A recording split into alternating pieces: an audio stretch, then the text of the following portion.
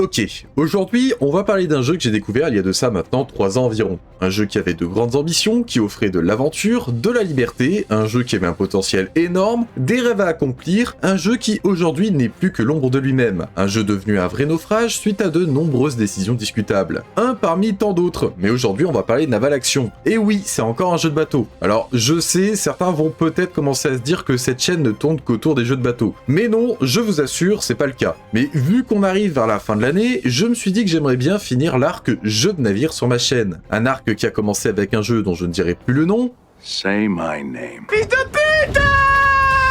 Et donc un arc qui se terminera peut-être avec cette vidéo. Oui, je sais, il y a toi aussi, mais toi t'es différent. On parlera de toi un peu plus tard. Bref, alors, Naval Action, c'est quoi? On en a déjà évoqué le nom dans la dernière vidéo, qui d'ailleurs a eu un bon retour, merci à vous. Eh bien Naval Action, comme son nom l'indique, est un jeu de bateau.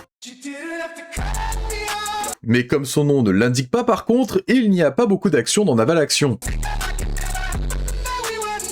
Mais commençons par mettre les bœufs avant la charrue. Naval Action est un MMO réaliste développé par Game Labs, sorti en accès anticipé en 2016, puis officiellement en 2019. Le jeu met l'accent sur des batailles navales authentiques, situées entre la fin du XVIIe siècle et le début du XIXe dans les Caraïbes. C'est un jeu connu pour son réalisme extrême dans la navigation et les combats, sa communauté passionnée mais assez hardcore, son gameplay exigeant voire parfois trop, et sa capacité assez incroyable d'enchaîner les mauvaises décisions. Et aujourd'hui, on va décortiquer tout ça ensemble. Vous commencez donc le jeu en choisissant votre nation, puis apparaissez dans la capitale de cette dite nation. Par exemple, moi j'ai pris la France, donc je suis apparu à Fort-Royal. De là, vous avez au début un brig, ce bateau-là. Et avant d'aller plus loin, je vous conseille de commencer par le tuto. Un tuto qui, d'ailleurs, n'est pas obligatoire. Mais on parle d'un simulateur naval. Si tu sautes le tuto, tu vas sortir du port, rien piger, tirer sur le premier bateau que tu croises, et comprendre beaucoup trop tard que t'as zéro compétence pour faire ça. Donc, faites le tuto. Et là, il faut déjà être bien accroché, car le tuto est long. Vous n'êtes pas obligé de tout faire d'un coup, mais il y a vraiment beaucoup de chapitres. Ils vous apprennent absolument tout. Diriger votre navire, tirer correctement, aborder un ennemi, gérer les voiles, comprendre le vent, bref, tout le minimum vital pour ne pas vous échouer comme un idiot dès les 5 premières minutes. Une fois cela terminé, vous allez enfin pouvoir vous lancer dans Naval Action. Et honnêtement, le premier contact est plutôt bon. C'est beau, l'eau est bien faite, votre bateau aussi, il y a l'effet du vent dans les voiles, bref, pour un jeu qui va bientôt avoir 10 ans, ça tient encore la barre. Mais alors, on fait quoi maintenant? Eh bien là, c'est une vaste question, parce qu'il n'y a pas vraiment d'objectif défini. Vous allez principalement essayer d'XP pour monter en grade, de marin à amiral. Plus vous montez, plus vous pouvez gérer d'équipage, et donc commander de plus gros navires. Et évidemment, ça vous donnera envie d'en obtenir toujours plus. Petit détail important, dans Naval Action, quand vous coulez, vous perdez définitivement votre bateau. Donc, le gros gameplay du jeu va consister à faire des batailles contre des IA ou des joueurs, couler ou être coulé,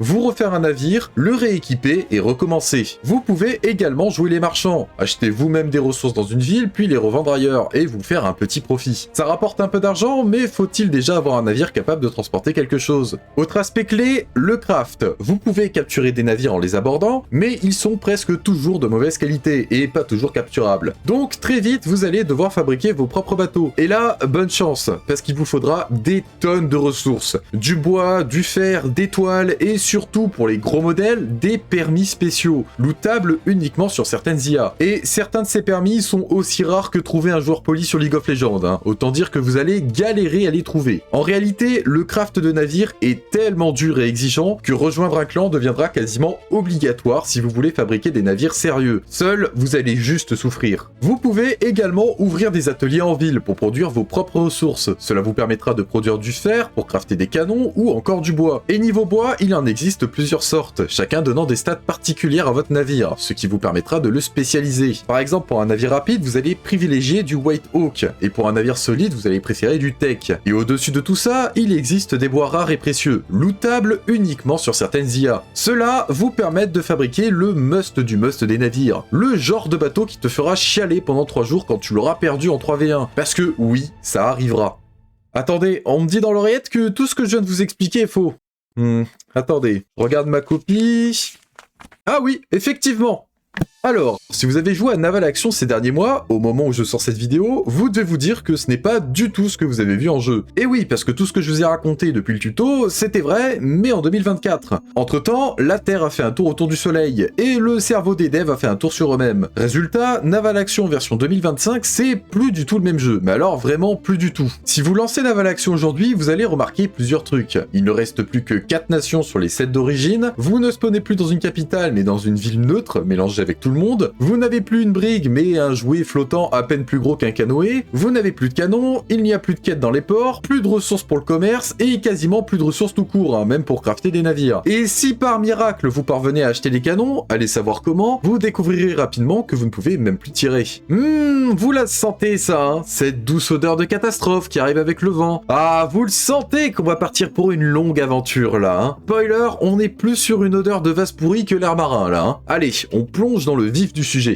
Déjà, un des problèmes du jeu depuis sa sortie, c'est les wipes. Quasi chaque année, ou à chaque mise à jour importante, Naval Action a tendance à effectuer un wipe, c'est-à-dire que tout est reset pour tout le monde. Les ports capturés par les clans au prix de batailles monstrueuses, hop, ils repassent neutres. Les bateaux que vous aviez craftés après des soirs entiers de farm, hop, ça disparaît. Votre argent, vos entrepôts, vos permis, hop là, tout ça c'est parti. Et au final, il ne vous reste que votre XP. Et encore, seulement si vous étiez vice-amiral ou amiral. Tous les autres retombent au rang de simple marin, comme si vous veniez simplement de créer votre compte. Bref, vous l'aurez compris, pour un MMO qui fait partie des plus chronophages que je connaisse, te dire que tout ce que tu as farm pendant des heures disparaît en un instant, ça te donne pas trop envie de continuer. Personnellement, pour vous donner une idée, en 3 ans, j'ai connu 5 wipes. Voilà, donc 5 fois où le jeu a fait une mise à jour, ou a juste décidé de tout recommencer, et 5 fois où j'ai perdu tout ce que j'avais mis de côté. Ah, ça commence à faire beaucoup, hein. Et comme expliqué précédemment, le pire, c'est que ces mises à jour ont pour seul but de retirer du contenu du jeu, ou de changer des mécanismes qui étaient établis depuis des années et acquis par tous les joueurs. Je vais vous donner un exemple. En 2023, on pouvait aborder les navires de rang 1, qui sont les navires les plus imposants du jeu. C'était difficile, mais possible, normal. En 2024, tu peux aborder, mais c'est une blague. Pour chaque marin que tu tues chez l'IA, tu vas en perdre 100 chez toi. Littéralement, un ratio de 100 pour 1. En gros, le jeu te dit, oui, hein, vas-y, tu peux aborder, mais tu vas juste mourir. Hein. C'est un peu du foutage de gueule, parce que le jeu te laisse techniquement aborder les ennemis en sachant pertinemment que tu n'as aucune chance de gagner. Absolument aucune. Honnêtement, c'est juste du foutage de gueule puissance 1000. Autant enlever complètement l'option d'aborder, ça irait plus vite. Parce que en l'état, pour découvrir que c'est impossible, il faut déjà que tu aies une bonne dizaine de joueurs qui tentent le coup, et qu'ils se fassent tous défoncer. Et seulement après, ils peuvent revenir annoncer au reste de la communauté que c'est une douille. Donc, en 2023, on pouvait aborder, en 2024, on ne pouvait plus. Enfin, si, mais vous avez compris, on peut pas vraiment. Et en 2025, on peut à nouveau. Mais...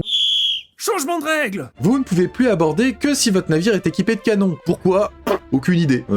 Mystère, hein, genre vos marins ont besoin de canons pour pouvoir aborder. Je pensais que ça se faisait avec des sabres à la base. Et du coup, cette mécanique donne lieu à des situations complètement absurdes. Là, par exemple, je pars avec mon navire de guerre, sans canon, parce que j'ai plus un rond pour l'équiper, et je décide quand même d'aborder un autre navire de guerre, pour le capturer et après le revendre. De mon côté, j'ai à peu près 1083 marins, et en face, il en a 1066. Donc on est à peu près sur le même pied d'égalité. Même si eux ont quelques fusiliers en plus, qui sont censés être de meilleures unités pour défendre leur navire. Logiquement, on devrait se battre à force quasi égale. Surtout que, sur le papier, je suis quand même mieux préparé que mon adversaire. Sauf que, vu que j'ai pas de canon sur mon navire, je me fais littéralement défoncer. Hein. C'est une vraie boucherie, mes gars se défendent même pas, je me fais éclater à 1 contre 200, c'est n'importe quoi. Mais par contre, autre situation totalement ridicule, j'ai pris ma petite barque du début, vous voyez, celle dans laquelle je vous parle depuis le début. D'ailleurs, au passage, elle n'est faite d'aucun bois, hein, ce qui veut dire que techniquement, elle est faite de rien. C'est littéralement du vide, donc elle n'existe pas vraiment. C'est QFD, t'es pas vraiment là.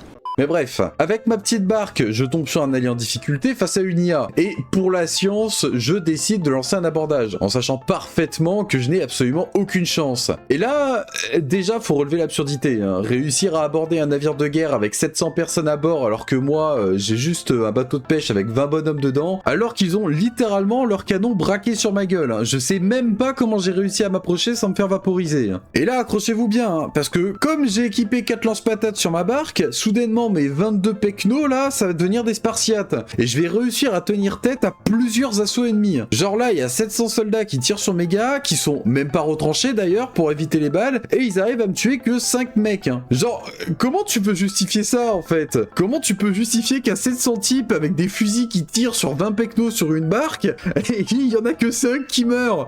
Genre, c'est quoi le délire? Ils ont tous un strabisme en face? Ou genre mon capitaine c'est Néo, genre il arrête les balles avec sa main, enfin... Non mais...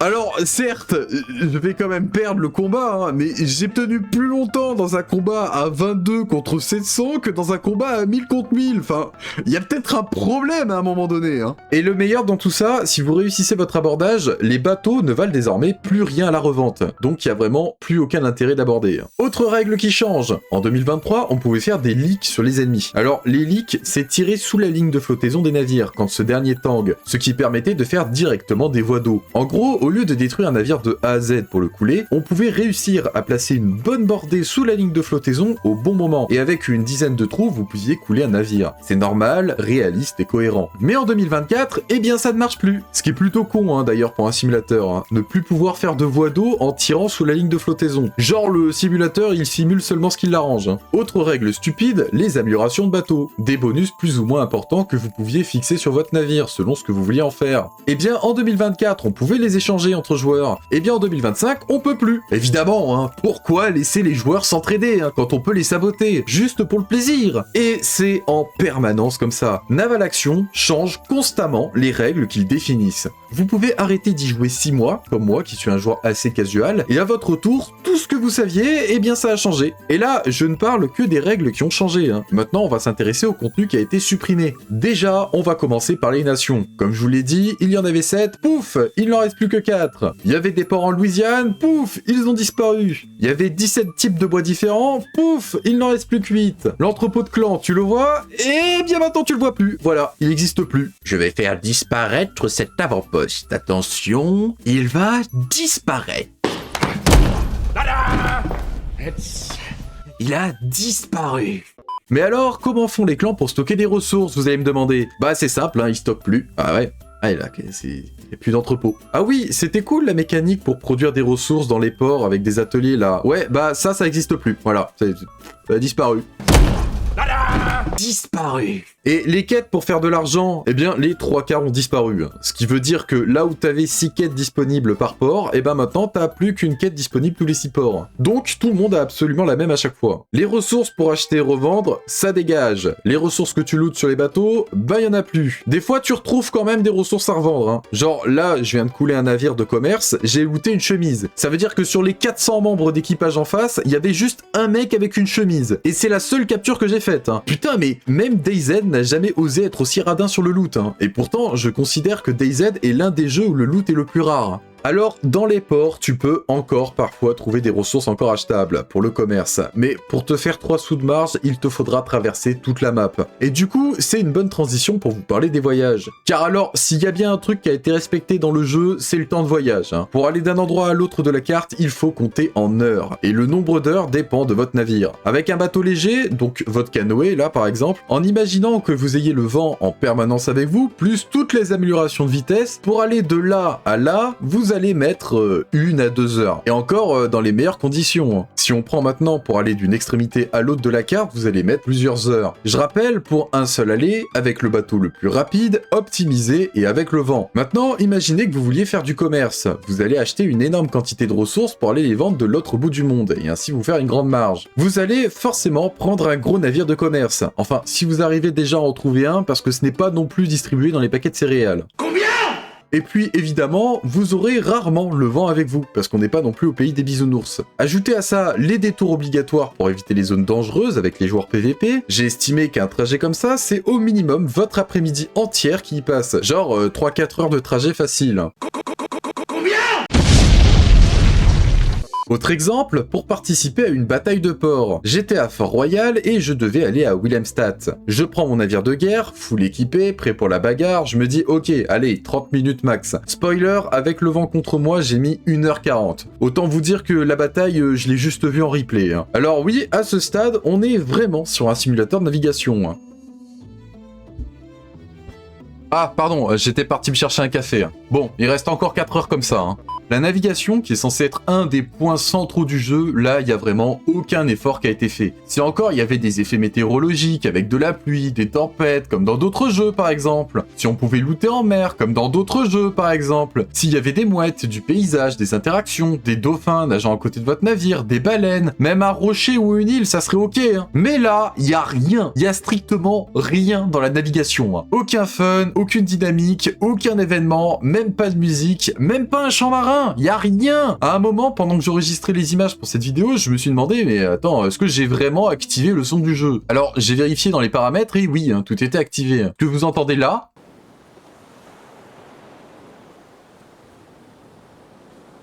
Eh bien, c'est le vrai son du jeu. Alors, on peut bien sûr régler le volume de certaines sources, hein, comme le bruit de l'océan. Ouais, c'est du vent. Le bruit du navire. Attendez, je sais pas c'est quoi le bruit d'un navire. Ah, eh bien, visiblement, c'est aussi le bruit du vent, hein, mais ça doit être un autre fichier MP3, certainement. Alors, il y a l'équipage, bon, ça fait rien. La pièce d'artillerie, ok, ça doit être les canons. Et la côte. Alors là, aucune idée. Hein. Peut-être que le fichier sable.mp3 s'est perdu dans un naufrage. Aucune idée. Combien il a coûté, le jeu, déjà ? Ah ouais, quand même, hein. Putain, non mais sérieux, je suis sûr que même pendant le voyage de Christophe Colomb, les mecs avaient plus de fun. Alors que déjà, c'était des chrétiens et qui savaient même pas où ils allaient. Hein. Mais là, y a rien, c'est vide, y a aucun effort. Regardez ça, je pourrais vous laisser le trajet pendant des heures et en faire un fond d'écran wallpaper. Alors, il y avait bien un système de pêche pour récupérer passivement des poissons pendant le trajet afin de les revendre ou de les transformer en provisions. Mais même ça, ils l'ont retiré. Putain, même la pêche qui servait déjà presque à rien a été supprimée. En fait, ce jeu, c'est un Horcrux, il a pour unique but d'aspirer votre temps et probablement votre âme au passage. Hein. Pour vous dire à quel point les devs vous aiment pas, il y avait sur le trajet des zones bonus de vent pour aller un certain pourcentage plus vite pendant un temps donné. Ça vous donnait entre 40 à 70% de vitesse en plus pendant 4 à 12 minutes. C'était très variable, mais ça donnait un vrai coup de boost. Un truc utile. Maintenant, le bonus, c'est genre 6% de vitesse pendant 12 minutes. Et 6% sur un bateau qui va à 24 nœuds, bah ça change rien. C'est trop faible. Faut être à quel niveau de connard fini pour se dire attendez les gars, on va mettre des bonus aux joueurs, mais en fait ça sert à rien du tout. À ce stade-là, leur but c'est juste de tuer le jeu. Tout est fait pour que ce soit le plus chronophage possible. Les combats, les crafts, les voyages, tout est fait pour que vous passiez un maximum de temps dessus. Et quand tu penses qu'ils ont fait tout ce qui était possible pour étirer le jeu au maximum, les devs trouvent encore des idées géniales. Car oui, j'ai pas encore parlé de l'ultime nouveauté que les devs ont trouvé en 2025. Alors tenez-vous bien, hein, avec le dernier wipe, ils ont carrément mis le dernier coup de grâce. Maintenant, les joueurs doivent farmer les boulets et la poudre pour pouvoir tirer. C'est pour ça que je vous ai dit au début qu'avec votre canoë, si vous arrivez quand même à avoir des canons, vous pouvez même plus tirer. Avant, il suffisait d'avoir des canons. Aujourd'hui, il faut prévoir les munitions. Et encore, c'est pas juste tu prends un boulet, tu utilises un boulet. Hein. Non, non, non. Ici, on est sur une version hardcore. Il faut des boulets, il faut de la poudre. Certains canons consomment plus de poudre que d'autres. Ça varie selon le calibre du canon. Et tu peux acheter ni boulet ni poudre dans aucun des ports. Hein. Évidemment, non. Si tu veux des boulets et de la poudre, tu vas devoir aller les farmer. Et pour aller les farmer, il va falloir par exemple que tu aies acheté du salpêtre et du soufre pour crafter ta poudre dans un atelier. Puis tu vas aller chercher du métal et du charbon dans un autre port pour fondre tes propres boulets dans un autre atelier. Et seulement après tout ça, si tu as assez de poudre par rapport au nombre de canons multiplié par le type de canon, seulement après tout ça, tu peux te battre. Mais bordel, c'est un jeu de bataille navale. Je veux juste sortir et tirer sur des bateaux, pas farmer 8 heures pour claquer mes munitions en 20 minutes de combat. Je veux m'amuser. C'est littéralement le but d'un jeu. Définition du jeu, c'est activité physique ou mentale dont le but essentiel est le plaisir qu'elle procure. Est-ce que j'ai l'air de m'amuser en jouant à un jeu de bataille navale où je dois farmer 8 heures avant de pouvoir tirer sur quelqu'un? Putain, mais vous imaginez si on faisait cette même mécanique sur d'autres types de jeux? Tenez, un exemple simple, un jeu de course. T'es là, t'es sur la ligne de départ, et puis soudain, le top est donné, et ta voiture démarre pas. Ah bah non, hein, t'as pas fait le plein d'essence, hein, donc avant de faire la course, tu dois faire le plein. Puis t'arrives à la station essence, et là on te dit qu'en fait on vend pas d'essence, mais juste du pétrole, et que tu dois toi-même le raffiner. Mais avant ça, t'as pas de sous pour acheter le pétrole, donc tu dois aller faire des livraisons en vélo pour gagner un peu d'argent. Non mais à ce niveau-là, c'est carrément plus facile de devenir pilote de course dans la vraie vie, hein. Et bien là, c'est la même. Je commence à me dire qu'au point où j'en suis, j'ai tout aussi vite fait de farmer dans la vraie vie pour me faire un 3-mâts avec des canons, hein. Et en fait, maintenant que j'y pense, faudrait réaliser du airsoft naval, en tirant des boulets en mousse ou je sais pas. Mais en vrai, il y a un vrai concept à faire. Je pense que les devs n'ont pas compris que ce n'est pas en rallongeant artificiellement le temps nécessaire pour obtenir quelque chose que les joueurs auront forcément envie de rester sur le jeu. Ce n'est pas parce qu'un trajet prend une après-midi entière que ça va forcément me donner envie de le faire. Et je vous vois déjà venir, hein, ceux qui vont me dire « Oui, mais Leist, c'est un jeu de simulateur naval, tu comprends, c'est normal que les combats et les trajets soient longs, c'était comme ça à l'époque !» Ce à quoi je réponds « Ok, c'est un simulateur, alors quitte à simuler, fais-le au moins jusqu'au bout comme mon ex. Tu peux pas me demander d'affronter les navires pendant 45 minutes pour à la fin looter presque rien et trouver 12 boulets dans un navire qui compte au moins 50 canons. On en est quand même arrivé à un point où l'économie du jeu est tellement détruite que c'est Dieu en personne qui vient me verser mes allocs à la fin de chaque combat. Putain, mais c'est quoi ça? J'ai trop kiffé, mec. Tiens, prends de la moula. Non mais sérieux, c'était trop compliqué de foutre une putain d'image JPEG de coffre dans le loot des PNJ coulés avec un texte descriptif du genre double-cliquer dessus pour obtenir une certaine somme d'argent. Ajoutez à ça qu'en plus, tous les 3 mois, le jeu peut décider de reset votre progression en supprimant tout ce que vous aviez farmé jusque-là. Forcément, il ne reste plus beaucoup de courageux ou de sadiques pour tout recommencer à chaque fois, sauf certainement les fans de BDSM. Hein. Mais ne vous inquiétez pas, le jeu a tout prévu pour ceux qui aiment les batailles navales mais qui n'ont pas envie de tout refaire à chaque fois. Ne vous inquiétez surtout pas, car en ce bas monde, il existe un code magique pour passer outre tous ces trucs bien chiants. Et ce code, c'est celui de votre carte bleue. Vous l'aurez compris, Naval Action, c'est aussi du pay to win. Dans sa quête insatiable pour faire de la thune, le jeu se place assez haut dans l'échelle du racket. Naval Action te propose toute une panoplie de DLC pour éclater les autres. Je m'explique. Déjà, en DLC, forcément, tu retrouves des bateaux. Rappelle-toi, on parlait du commerce tout à l'heure. Hein. Un navire classique, ça transporte quoi? Allez, 1000-2000 tonnes de marchandises. Et bien, grâce à la magie du DLC, tu peux avoir un bateau avec 2 à 3 fois plus de place dans la cale. Et en prime, il est mieux armé que certains navires de guerre. Le jeu te vend littéralement un moyen de gagner du temps et d'économiser plusieurs trajets. À ce stade, moi j'aurais carrément même foutu un DLC avion de ligne, hein, juste pour être sûr qu'en 10 minutes tu transportes 6000 tonnes de marchandises en survolant tous les rageux. Les navires DLC, il y en a pour tous les goûts. Hein. Des navires super rapides, même face au vent, des navires de guerre ultra maniables ou super armés, des navires qui font les deux parce que pourquoi pas, hein. Et même un navire pas dégueu que tu peux donner à volonté et même revendre. Hein. Finalement, pourquoi pas? Et là, tu te demandes sûrement si mon bateau coule, je perds mon DLC? Oui. Mais seulement pour 24 heures, car chaque jour tu peux récupérer ton navire DLC en un clic, même si tu l'as déjà récupéré la veille. Donc, pour résumer, tu es sur un jeu ultra chronophage, tu commences avec ton canoë là claqué au sol, tu te casses le cul pour obtenir un navire un peu plus gros à chaque fois, soit en farmant comme un esclave, soit en essayant d'aborder sans mourir, tu transpires pour éviter de couler dans chaque combat, tu fais gaffe à tes déplacements, tu évites les zones dangereuses, et là, au détour du Nil, tu tombes sur Didier, 45 ans, hein, qui a placé 300 balles dans le jeu et qui te fonce dessus avec son navire DLC. Et Didier, eh bien Didier il s'en fout si son bateau il explose, hein, car demain il en récupère un tout neuf, hein, tout propre gratuitement. Mais toi tu paniques, parce que si tu perds ton navire, c'est 150 heures de farm qui partent en fumée. Et vu que Didier, eh bien c'est un fragile, il va généralement appeler ses potes pour te niquer en 3v1. Voilà, donc ça c'est Naval Action. Et forcément, après ça, quand tu réalises le risque que prennent les joueurs sans DLC, ceux qui doivent farmer, crafter, économiser, transpirer, et que tu compares ça au mec d'en face qui n'a pas du tout la même notion de danger, parce que lui, s'il coule, il clique sur un bouton pour récupérer son navire, bah oui, forcément, hein, il y a pas mal de joueurs qui se cassent après avoir perdu leur navire, contre un type qui, lui, ne perd strictement rien, ou du moins qui n'a pas la même frustration face à cette perte. Tu le sens, l'équilibrage aux fraises, hein, qui va être un des piliers du naufrage, là, hein. Tu le sens, l'iceberg qui te fonce sur la gueule, hein. Et du coup, sur le jeu, il reste qui au final? Ben, les joueurs avec des DLC, les baleines comme certains les appellent, ceux qui ont lâché un paquet de zaï dans le jeu. Même moi, j'ai dû me prendre un DLC pour continuer à jouer. Oui, même moi, je suis tombé là-dedans. Parce que avant, j'étais ce joueur qui craftait ses bateaux. J'étais ce gars qui passait des heures à farmer son bois et à optimiser chaque voyage. J'étais ce mec qui un soir d'été s'est fait prendre en sandwich dans le détroit de la Tortue par 3 joueurs DLC. Et ils m'ont littéralement explosé mon navire, hein. Celui que j'avais construit,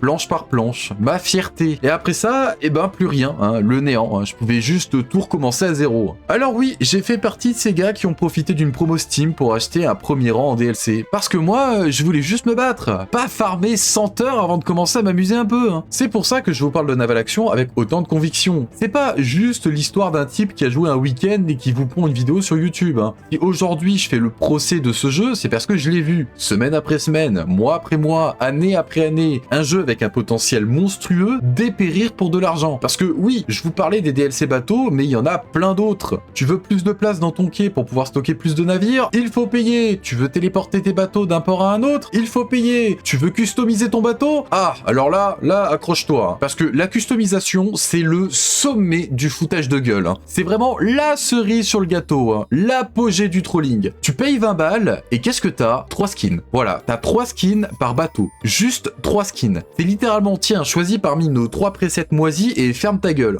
Et attention, hein, tu peux changer ton skin une seule fois par jour. Oui, une fois par jour. Comme si t'avais tellement de choix que le jeu avait peur de pas réussir à suivre. Mais 20 balles pour ça? Franchement, j'avais envie de pleurer. J'ai cru que c'était une blague, hein, parce que j'ai pas pu me le faire rembourser, le DLC. Hein. Putain, mais à côté de ça, il y a des jeux gratuits qui te laissent personnaliser ton personnage, ton bateau, ta maison, ta grand-mère, ton chien. Et Naval Action, lui, il te donne juste 3 skins pour 20 balles. Ça vous aurait arraché un rein de laisser les joueurs peindre leur navire comme ils le veulent? Merde, quoi, c'est un jeu de navire. Laissez-moi être original. Laissez-moi faire un galion rose bonbon si je veux. Laissez-moi mettre des voiles arc-en-ciel avec un dauphin dessus. Putain, mais c'est ça le fun. Tous les jeux du monde l'ont compris. Les skins et la customisation, c'est le truc qui marche et qui rapporte de l'argent. Tout le monde veut être unique. Tout le monde veut un bateau reconnaissable à 15 km. Là, même pour changer votre pavillon à l'arrière de votre bateau, bah, c'est un autre DLC. Mais finalement, pourquoi on en est arrivé là? Je veux dire, comment les devs en sont arrivés à tout faire payer une blinde dans un jeu qui perd de plus en plus de contenu in-game? Un jeu qui, à une époque, était le jeu de bataille navale, hein, la référence absolue, celui que tous les amateurs attendaient depuis des années. Et aujourd'hui, c'est devenu un musée du racket du jeu vidéo. Hein. Quand on commence à creuser un peu, on se rend vite compte d'un truc assez inquiétant. Parmi les 3 personnes à la tête de Game Labs, eh bien, 2 d'entre eux n'avaient jamais mis un orteil dans l'univers du jeu vidéo. Et quand on regarde Game Labs de plus près, on réalise un autre truc. C'est un petit studio. D'après les informations disponibles, il serait entre 20 et 25 développeurs au total, et en plus répartis dans plusieurs pays. Chacun travaillant donc à des horaires différents et en télétravail. Avec une équipe de cette taille et de cette composition, un studio normal travaille sur 1 ou 2 jeux maximum en même temps. Mais Game Labs, non. Eux, ils ont décidé qu'une équipe de 20 personnes pouvait gérer 5 jeux simultanément. Et donc, avec si peu de personnel, la charge se répartit sur Naval Action, Ultimate General Civil War, Ultimate General Gettysburg, This Land is My Land, Sea Legends, et parfois d'autres prototypes internes ou projets semi-abandonnés. Résultat, aucun projet n'a d'équipe complètement dédiée.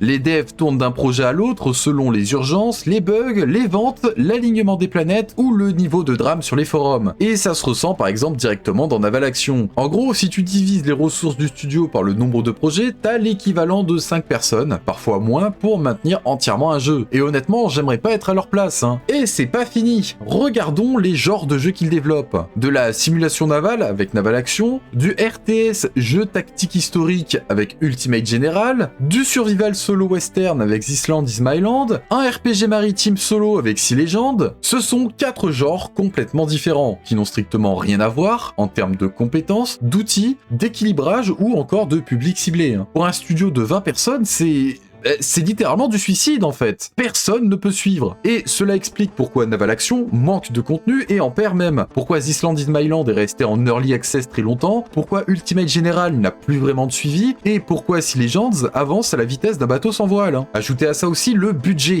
Beaucoup de jeux est égal beaucoup de dépenses. Ici, aucun titre n'a l'air d'avoir de budget réellement défini. Game Labs n'a pas de jeu fer de lance comme Elden Ring chez From Software,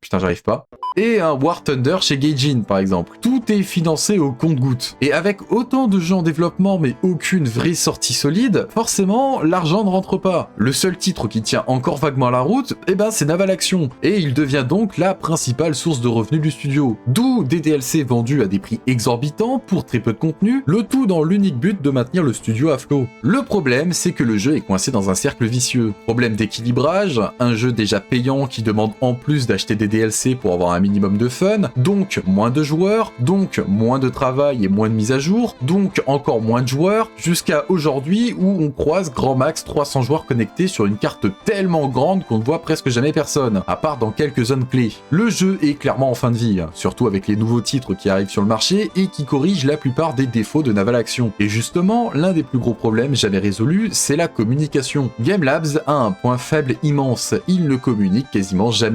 Les joueurs s'en plaignent depuis 2016. 2016. Pas de devlog, pas de roadmap, aucune explication sur la suppression du contenu, zéro transparence sur l'avenir de Naval Action, et aucun vrai dialogue avec la communauté. Il donne l'impression d'être un studio fermé qui n'explique rien et avance dans son coin. Un studio qui, honnêtement, n'a même pas l'air d'avoir pris la peine d'ouvrir seulement une seule fois les avis Steam. Des avis qui auraient pu être vraiment constructifs, et pour beaucoup qui dénoncent exactement les mêmes problèmes depuis des années. D'ailleurs, pendant que je regardais les avis Steam, il y a eu cette image qui m'a fait beaucoup rire. Les joueurs ont renommé Naval Action en Naval Boarding, parce que au début du wipe en 2025, et j'y avais participé, tirer avec des canons coûtait tellement cher que tout le monde finissait par se battre uniquement à l'abordage. Personne n'avait les moyens de tirer. Même le loot des bots ne remboursait pas les munitions nécessaires pour les couler. Et quand tu regardes les commentaires Steam aujourd'hui, tu trouves plein de messages d'amour adressés aux devs. Des messages écrits par les derniers joueurs, tous conscients qu'on arrive à la fin du jeu. Et si vous pensez que j'ai fait le tour, eh bien non. Il reste le coup de grâce pour Naval Action. Depuis que je joue, j'entends régulièrement en interne dans la communauté des bruits de couloir comme quoi Game Labs serait en train de tuer volontairement le jeu pour favoriser un autre titre. Certains parlent même d'un Naval Action 2. Et il est temps de répondre à cette question. Y a-t-il réellement un autre jeu de bateau en préparation chez Game Labs pour remplacer Naval Action? Alors, il y a bel et bien un autre jeu de navigation en préparation. Cependant, cette fois, c'est un jeu solo, Sea Legends, dont je vous ai brièvement parlé plus tôt. Alors, Sea Legends, qu'est-ce que c'est? Eh bien, c'est un Naval Action solo. Ouais, franchement, je sais pas quoi dire de plus dessus. Le projet se veut un simulateur de navigation et de bataille comme Naval Action. On troque juste la troisième personne pour la première et il y a plus de multijoueur. Voilà, c'est tout. Le jeu est prévu pour 2026 et du peu que l'on voit, je suis franchement inquiet. Graphiquement, ça a l'air d'être la même qualité que Naval Action et ça semble tout aussi chiant. Vu le peu d'équipes disponibles, ça m'étonnerait pas que les devs soient obligés de recycler le contenu de Naval Action car il n'y a ni temps, ni argent, ni personne pour créer quelque chose de vraiment nouveau. C'est juste du recyclage. On dirait les photos de vacances à Bali d'une Instagrammeuse ratée. C'est juste nul. Y a rien. Quasi aucune image. Pas d'action. Je rappelle qu'il doit y avoir soi-disant des batailles navales dessus. Ça doit sortir dans quelques mois et personne ne sait où ça en est. Et je vais vous dire ce que je pense. Sea Legends, c'est juste un pansement qui se prépare pour compenser les jours de Naval Action. Car selon moi, en 2026, vu l'activité du jeu, les serveurs vont fermer leurs portes. Et un jeu en ligne sans serveur, ben, j'en ai déjà vu quoi. Vous avez beau avoir payé le jeu et avoir mis de l'argent dedans, quand il sera fermé, car plus rentable, tous ceux qui ont claqué 300 balles de DLC plus le jeu, vous allez juste l'avoir dans l'os. Et donc clairement, je pense que ça va distribuer des clés Sea Legends à tous ceux qui avaient acheté Naval Action. Et merci bonsoir. Alors oui, les puristes du jeu me diront que Naval Action a fait des efforts en cette fin 2025 et que beaucoup de choses ont changé. Effectivement, j'en avais pas parlé avant, mais le jeu a apporté quelques modifications sur les problèmes que j'avais soulevés plus tôt. On peut désormais acheter des munitions et de la poudre directement dans les avant-postes sans devoir tout farmer. Il y a à nouveau un peu plus de quêtes dans les ports, il est plus facile de gagner de l'argent en combat, ce qui rend enfin le fait de tirer sur un ennemi rentable, et on retrouve aussi quelques ressources pour le commerce, même si honnêtement personne ne s'en occupe vraiment, parce que ça par contre c'est toujours pas rentable. Et si j'en ai pas parlé avant, c'est tout simplement parce que franchement j'ai pas envie de réécrire cette vidéo 15 fois au fil des mini changements du jeu. Et surtout, malgré ces ajustements en 2025, je suis pas convaincu que ça sauve vraiment le navire. Ces modifications rendent le jeu un peu plus jouable, c'est vrai, mais pour moi c'est comme essayer d'écoper le Titanic. L'iceberg a été tapé il y a déjà un moment et ça fait plusieurs années qu'il aurait fallu prendre des décisions bien plus radicales. Pour finir, le peu de développeurs qui savaient vraiment gérer Naval Action sont désormais concentrés sur Sea Legends, qui honnêtement sent déjà un peu l'huître pourrie. Je ne suis pas du genre à juger un jeu avant sa sortie, mais quand on met bout à bout leur communication catastrophique, la gestion douteuse de Naval Action et l'état général du studio, eh bien c'est un peu difficile d'être optimiste. Et en plus de ça, le jeu semble incroyablement ennuyeux. Si c'est juste pour se balader en mer, je préfère encore le faire sur Sea of Thieves. Bref, que dire de plus? Il est 1h32 du matin au moment où j'écris ces dernières lignes, et la seule chose qui me revient en tête pour conclure cette histoire, étonnamment, c'est un flashback de toutes les aventures que j'ai vécues sur ce jeu. Parce que, aussi étrange que ça puisse paraître, après tout ce que je viens de dire, j'ai quand même passé quelques bons moments sur Naval Action. Et ça, c'est entièrement grâce à la communauté. Naval Action, c'est un jeu de niche, un jeu où tout le monde se connaît de près ou de loin, où certains capitaines se démarquent par leur sympathie, leur talent ou leur leadership en bataille. Une communauté qui n'a jamais hésité à tendre la main aux nouveaux, parce que chacun savait à quel point il était difficile d'accrocher au départ, et à quel point la pente était raide pour commencer. C'est aussi une communauté que j'ai appris à connaître, dans ses bons côtés comme dans ses travers. Les dramas idiots, les embrouilles d'ados et les guerres d'ego où l'âge n'a clairement pas toujours apporté la sagesse. Mais malgré tout, ces égos disparaissaient rapidement quand il fallait défendre le territoire français. Cette communauté, c'était un cycle infini de déchirement et de réconciliation. Et malgré tout ce chaos, je veux remercier tous ceux qui m'ont aidé. Ceux avec qui j'ai passé de super soirées à naviguer. Ceux qui ont pris le temps de me donner des astuces. Ceux qui m'ont aidé à crafter mes navires quand j'avais aucun DLC. Et ceux qui m'ont aidé à préparer cette vidéo. Bref, merci à vous tous. Cette vidéo, c'était une lettre de désamour pour un jeu qui, selon moi, avait de l'or en cale mais a décidé de couler avec. Un jeu qui aurait pu être un géant dans sa catégorie, mais qui s'est juste effondré sous l'ambition de ses fondateurs, à vouloir développer trop de projets en même temps. Naval Action, une page qui se tourne, en tout cas pour moi, un jeu qui n'aura pas marqué l'histoire du jeu vidéo comme il aurait dû, mais qui en tout cas m'aura marqué personnellement. Sur ce, je vous dis à bientôt dans de nouvelles aventures, merci d'avoir regardé, abonnez-vous pour ne rien rater, ciao tout le monde, et à la prochaine!